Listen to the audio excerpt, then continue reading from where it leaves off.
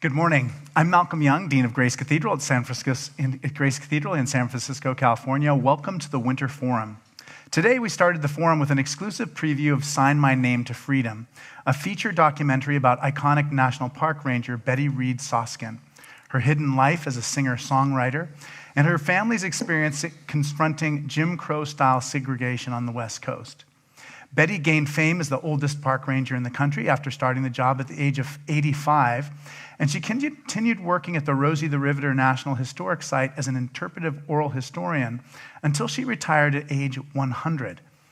Through her experience as a World War II file clerk for an all-black auxiliary union in Richmond, she helped to reshape the national narrative about home front segregation in the workplace, labor unions, and also in the armed forces. My guests today are director and producer Bryan Gibel and Betty's daughter, Di'ara Reid. We're going to be talking about the making of the film and about this remarkable woman, Reid Soskin. Bryan and Di'ara, thank you so much for joining me today. Thank you for having us. Thank you for having us. The film was so powerful for me. I just didn't even realize it. It opened up so many things for me that I just didn't even know were in there. So thank you so much for your work on this project.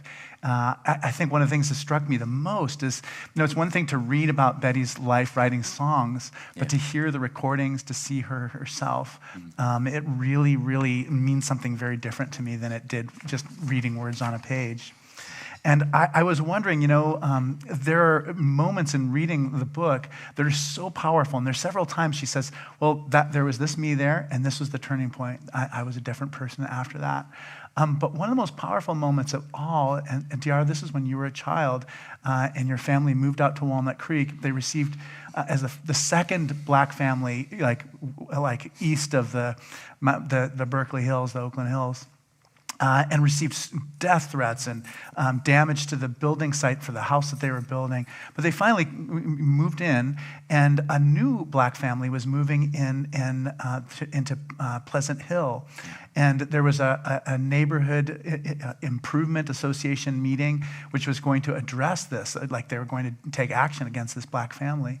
And Betty went to that like PTA kind of meeting, listened to what people said, horrible racist things, and then went up and spoke herself. I mean, it was just like, it's such an incredible act of confidence and power and courage and bravery. But it seems like such a powerful moment. I just wondered, how can you ever convey that in film in a way that can express just the emotional power of that moment? That's a great question. There's a number of moments in Betty's life that are expressed in the book that were never documented with photos or video. There's no visual documentation of this moment and other ones that were really pivotal for Betty. So part of what we want to do with this documentary film actually is to cast actors and do dramatic recreations where we won't hear dialogue from the actors. It will still be Betty's voice narrating her own experiences. But the plan is to shoot maybe with 16mm film, almost as if there was a film crew that was there at the time. And we'll be transparent about that. We'll tell people at the beginning of the film that there'll be dramatic recreations in the project. But I really feel that film is most powerful when it takes us visually into a moment instead of just hearing about it.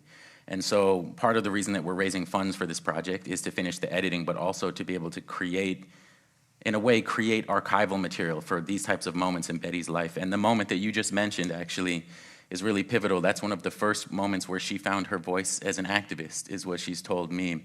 And it was after that meeting, actually, she fled the meeting once people started heckling her really viciously. She was afraid, and she burst into tears and ran out of the room. And she heard footsteps behind her, and she was terrified she was going to get attacked, actually. She felt a hand on her shoulder, and then a voice said, "It's okay, I'm with you, I'm here to support you."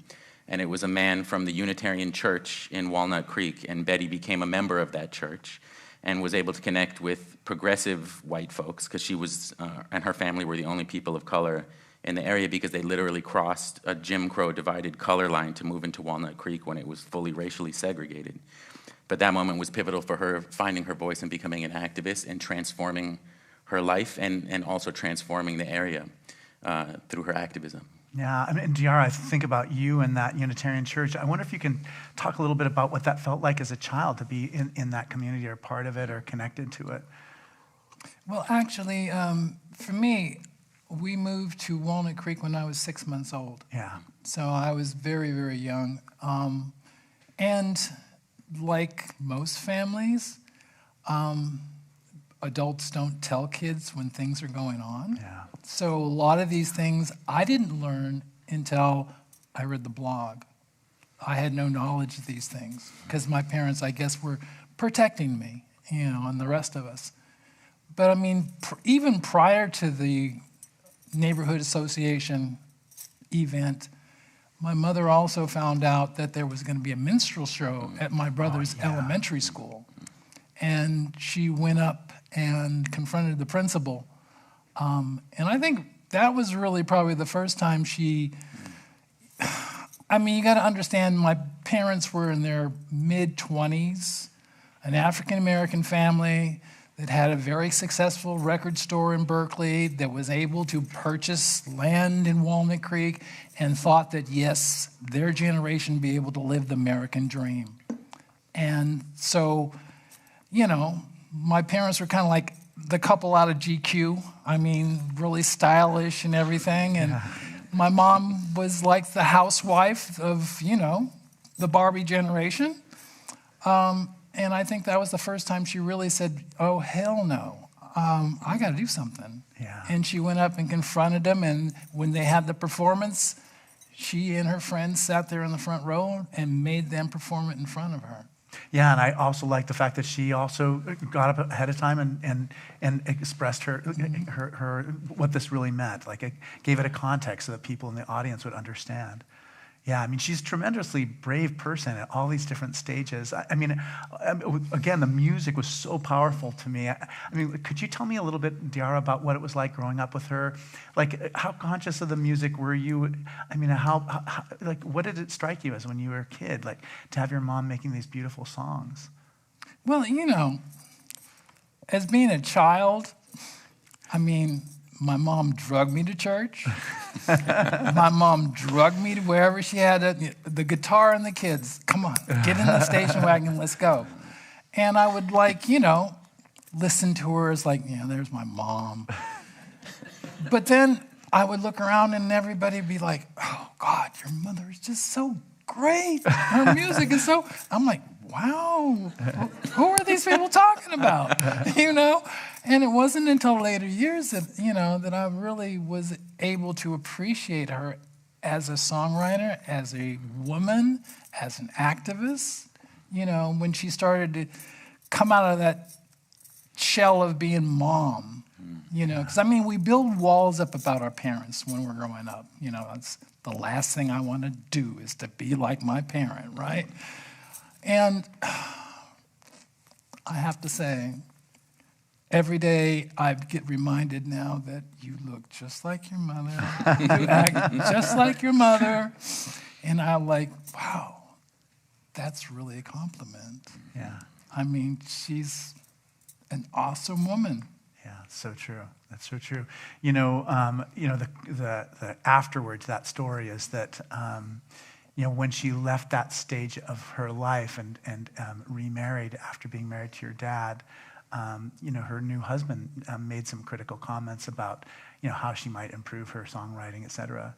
And it was kind of the end of that. I mean, which was so heartbreaking. And when you read it in the blog, it must have made you cry. But I wonder what other ways that you saw her being kind of shut down, too, because there are obstacles that she faced that she overcame, and there are obstacles that kind of made her retreat into herself a little bit more.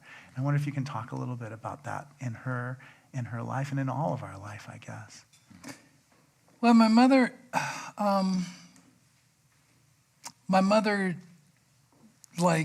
transforms every 10 years.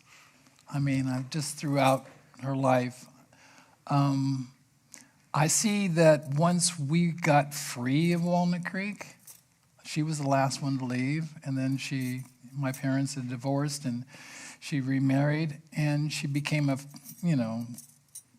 university wife, a professor's eye candy, basically. And when that was kind of like falling apart, she kind of came back down from the hills, took over Reid's Records because my father was in ill health. And she became another activist for the community and got reborn again. She was a businesswoman. She morphed into working in city politics. And from there, that kind of, I came back after being away from the store and took the store over and freed her so she could go be field representative for Di'ara Reid, which led her to the park. So it's like she would go through different stages of her life. You got to remember, this is a woman who was born in 1921. What was possible for her when she was a teenager, she could not have imagined being able to achieve when she was after 50. You know, she didn't have a college education. College was out of the question. It was either marry good or be an agricultural worker or clean somebody's house. So for her to get to these different stages, it was like, oh, okay, I'm going to do this. Because my mother lives in the moment. She doesn't think about yesterday, and she does not plan about tomorrow. And everybody says she's so brave, but she's not. Everybody says she's so confident, but she's not. But because the moment is not clear what she wants, she changes it in the moment. When she sees something's wrong, she changes it right then. And that's the strength that she has. And I've seen her do it over and over and over. Yeah, I think about, too, you're so right. I mean, the whole range of opportunities she's had has been different in each decade. Because you're right, I mean, she writes about like what her options were when she left Castlemont High School and married your dad. And you're right, a decision that you make when you're 20, given like those three options, it's going to look like 20 years later when there are so many more options. It's going to be a completely different picture. You know, I'm so glad you're so close to the record store. I wonder if you can tell us a little bit about just the history of the record store in your family, how it came into being. I mean, it did kind of put you at the center of cultural life in the East Bay, and I wonder if you can talk a little bit about that. Well, my parents started the store because my mother at that point was working in the shipyard. She had quit from a job with the Air Force because they thought she was Caucasian, and she wasn't, and the word got out, and they told her, well, you know, you can stay, because we asked all of your co-workers if it'd be all right for you to be there, and they said yes. And my mother said, well, will I get my raises, and will I get my position in authority? Will they accept that? And he said, well, you'll get your raises, but, you know, just calm down. So she immediately went to her desk, picked up her stuff, and left. And my father had, when the war broke out, he enlisted. He wanted to fight for his country. My father was a pro athlete, but before African Americans could play professional. He was semi-pro, and he was very, very, very famous in the black community. And he went off to boot camp and saw that the only opportunity he was going to be is to be a cook. And he wanted to fight. And they told him, well, listen, you're too much of a leader. If you're on a ship with other men, you might have a problem with mutiny, so go home. So in that, my parents were kind of like, well, all these folks are coming in from the southern states because of the war effort and the home front. All of a sudden, there's a market for race music. So they had a duplex on Sacramento Street. They cut out a hole in the garage and had milk cartons for put the LPs in, and a cigar box for the cash register, and the Bendix washing machine was the safe. And my mother would sell records out of the garage, and it just morphed into a huge, for the black community, business. I mean, Reid's Records lasted. I was running it for the last 30 years of its existence. It ran for 75 years. And we were supported by 98% African Americans. and that was our world. So, you know, my parents just said, we're not going to work for white folks no more, and they opened up their own business. Yeah, yeah, and that gave them a totally different freedom, totally different options. So it closed down in 2019. What were just some of what was kind of behind that? I mean, it lived a great life. How did you make the decision to move on to the next stage? Well, it wasn't that I made a decision to make I had to be drug out because I was kicking and screaming. I wasn't ready to leave because it was not supposed to happen on my watch. But it happened earlier in my father's tenure over this store in the 60s and the 70s when the discount record stores started opening up and taking our customers because they could get supplies cheaper than we could get. Well, Apple Music came along, right. Walmart came along, and then Amazon. Yeah. There was nothing left. Yeah, definitely the technology change. You know, one of the most powerful parts of reading the book is something that's so obvious, and everybody in the room knows this except for me, and that is, Henry J. Kaiser goes to, 5 southern states and brings a massive number of people. So, I was certainly aware that Richmond's population went from 21,000 to 130,000, like overnight. And each of those families, so there's black families that came from the South and there are white families that came. Black families came with this hope for like equality in the future, and the white families, brought that Jim Crow segregation that they'd never known anything different with them. I wonder, Bryan, if you can talk a little bit about just that dynamic as everyone arrives here for the wartime years, and then what do you do with these groups of people afterwards, and what was their experience after the war ended? Sure. As Di'ara mentioned, the armed forces were still segregated at that time, and so were the labor unions. So Henry Kaiser sent recruiters down to the South, primarily recruiting folks to come to the East Bay to work in the Homefront effort, as you mentioned, building ships in the Kaiser shipyards. But because the labor unions were segregated, Betty, for instance, wanted to join up and become a Rosie, riveting, but she couldn't because African-American workers were put into auxiliary unions, as she mentions, which were just assisting the main labor unions.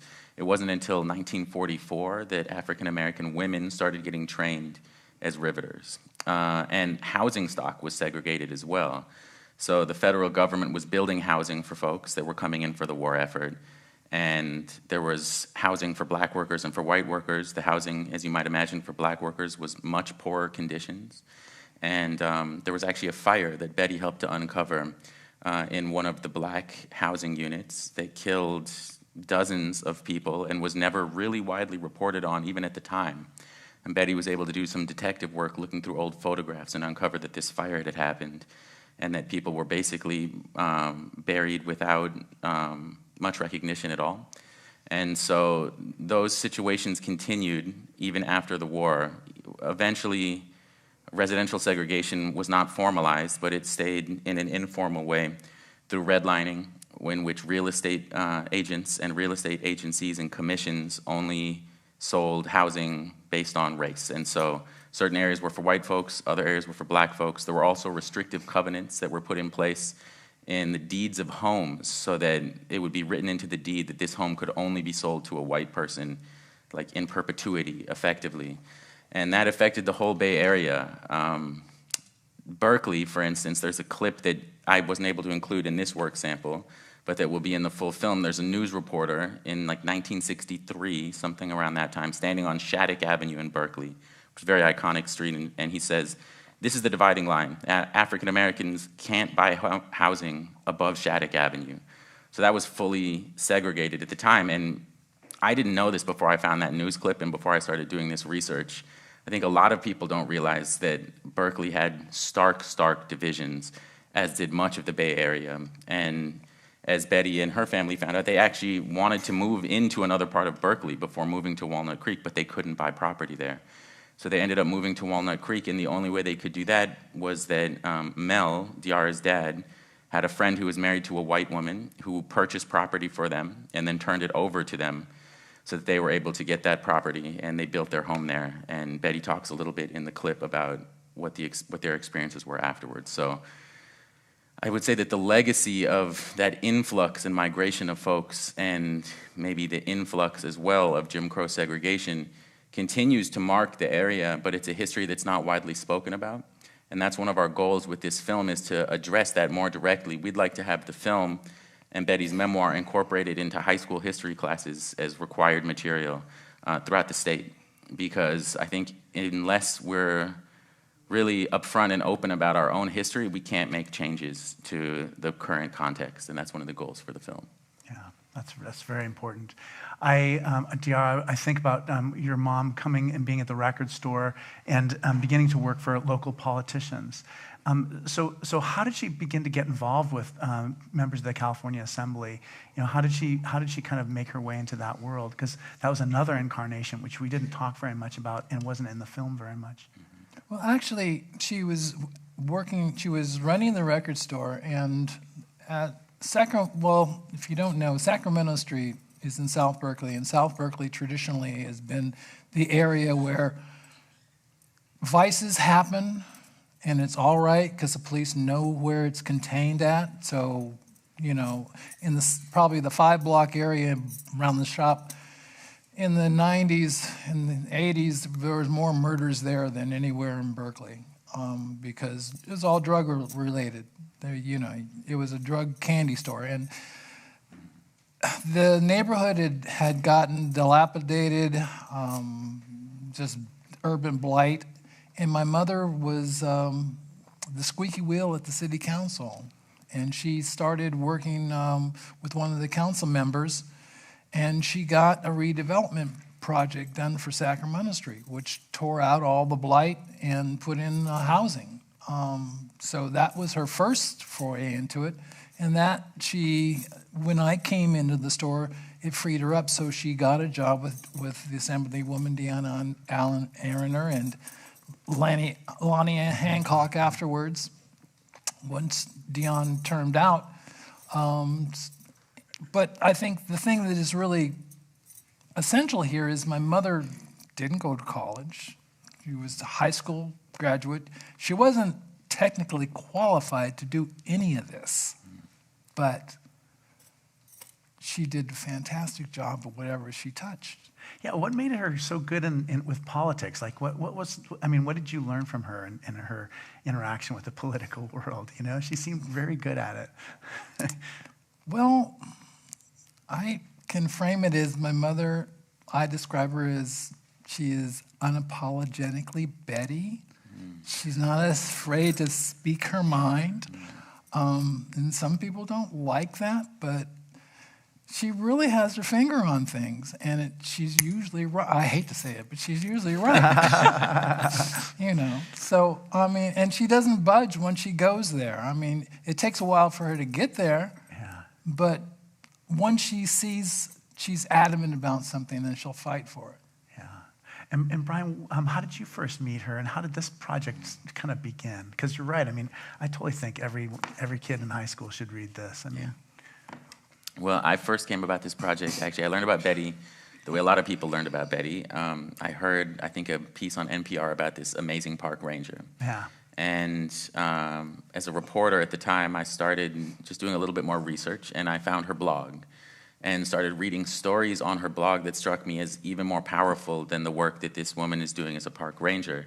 And there was an article that she'd posted on her blog that was a cover article from the East Bay Express from 1989. And it was about Reid's Records.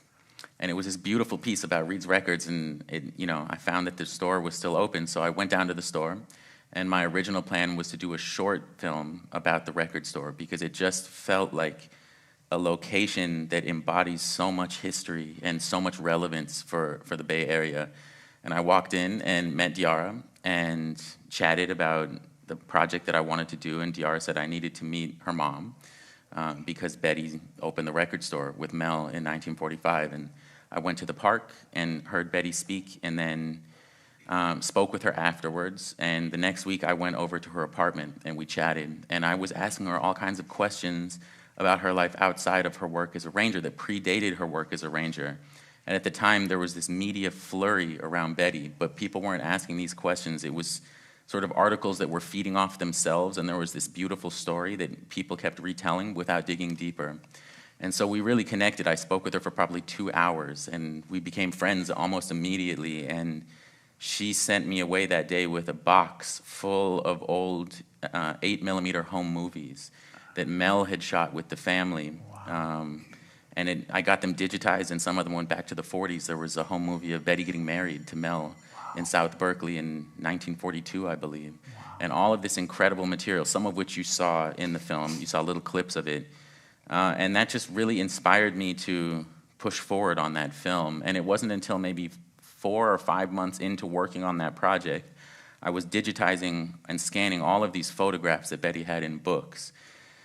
And she mentioned to me, she asked if I'd like to hear some of her music. And I hadn't read on her blog about her music, although there are a few posts of it on there. So I said, of course. And she dug through a stack of old, like, homemade burned CDs and pulled one out. Finally found it, here it is, and put it in, and it skipped a few times at first. And then this song came on. And it's not in the clip that you saw, but it will be in the full film, and it's called Ebony the Night.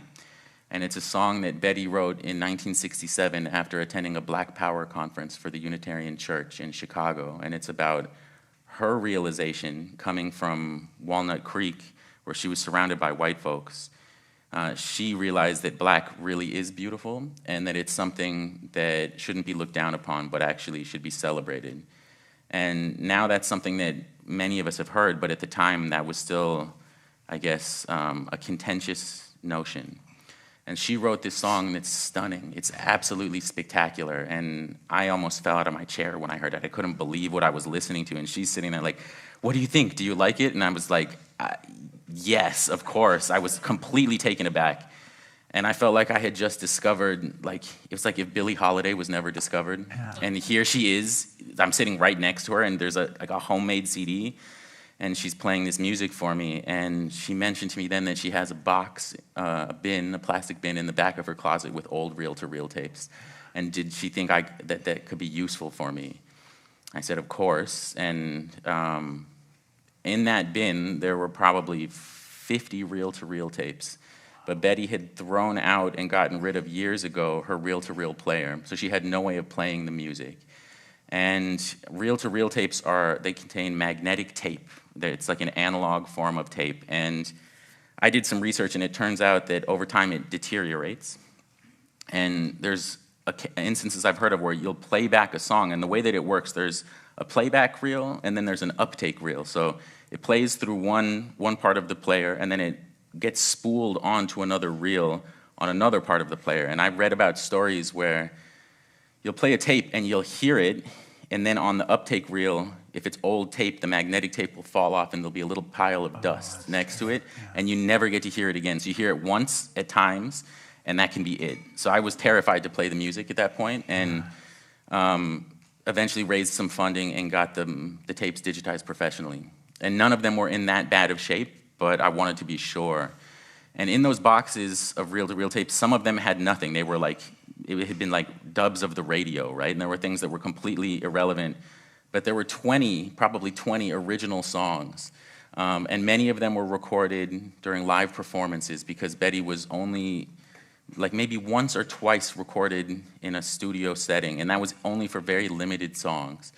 And her songs are all autobiographical, so they are literally narrating her experiences through the 50s and 60s and early 70s. She'll talk before the songs and introduce them to an audience and tell people what they're about. And it's mostly music that is just Betty on guitar and then singing her music. And there's one recording that she did with a jazz quartet. And I think her music is so important and relevant musically. It's very complex musically and also socially. And so along with the film, our plan is to release an album of Betty's music for the first time, because this music has never been released publicly. There's maybe 1-2 songs that were released on a 45-inch record from a tiny label out of Oakland. There were probably a few hundred copies that were printed, and very few that are left over. And so we really feel, the filmmaking team and I, that it's time for her music to be released. And she feels that way as well. It's fascinating because, as you mentioned, she left her music behind definitively. And there were a lot of reasons why she did that. Partly, she says she was being courted by record labels to become a professional singer because of her talent. And she said she was afraid of succeeding, not of failing, because she has a special needs daughter, and then her other children were dealing with trauma coming out of Walnut Creek, where they had integrated a racist white neighborhood and had a lot of challenges as a result. So she was afraid of being taken on the road and becoming successful and not being able to be there for her family. But also, her second husband made this comment to her that, well, he listened to a song that she had just finished writing, and he said, "That's great, Betty. Maybe I can get you into Berkeley and you can learn how to be a real singer-songwriter." And she was silent and stunned and never wrote another song again after that. And I think in some ways, maybe she regrets that. And now, as Di'ara mentioned, Betty doesn't look into the past so much. She does if it's a historical issue as an interpretive ranger and she's talking about segregation, but in her own life, she tends to be either in the present and moving ahead. And this music caused her, listening to it again, caused her to reflect on a past time in her life in a way that she doesn't typically do. And there's times where she said, I didn't realize, the value of my own work then, but I can hear it now. And so she feels it's really important for this music to have a second life. And the songs were reinterpreted by a number of musicians during the filming of the documentary, younger musicians and other folks as well. And so our plan is to release an album that contains her original songs, but also interpretations by other younger musicians as well. And our goal is to do that while Betty's still around to be able to experience that. She's 102, and Di'ara can speak in much more depth about how she's doing now, because Di'ara is her primary caretaker. But we really, really want to have this documentary and the music released while she can be around to enjoy. Yeah, that for me, I don't know how you felt, Di'ara, the first time you saw your mom singing on film or heard it. But so the lyrics of the song that you mentioned are in the book. And, your mom talks about being interested, like loving Sarah Vaughan and Billie Holiday, or coming to appreciate Billie Holiday. I just didn't realize until I saw her singing just how powerful that. And part of this, she's modest, and but I think that probably would be good. Maybe Di'ara, you could tell us a little bit just about how your mom's doing, and I think a lot of people are concerned about her, think about her, hope she's doing okay. Well, I also like to say that her music was born out of a mental breakdown. It was how she dealt with her trauma and her recovery. So her music is much more important to me than just a singer and a songwriter. My mother is 102. A year ago, we were traveling together to the East Coast to go to different events and, getting honorary doctorates and everything else. But now it's hard to get her out of her bed. She's winding down, and she feels like she's completed what she was meant to complete in her lifetime. But it sure would be nice for one more project to be completed while she's still here. Yeah. So this is my quest. To try to give back to my mother while she's still here. And like anything else in life, things cost. And we are trying to raise funds to get this thing done. We've knocked on a lot of big doors, but no one's yet to answer. And time is ticking. I don't know. I told Pastor earlier that my days start with going from my bedroom and cracking her door and seeing if she's breathing. And I'm hoping that this will get done before that day that I find that she's not. Well, Di'ara, we're so grateful for the love that you have for your mom and just the way that you're taking care of her.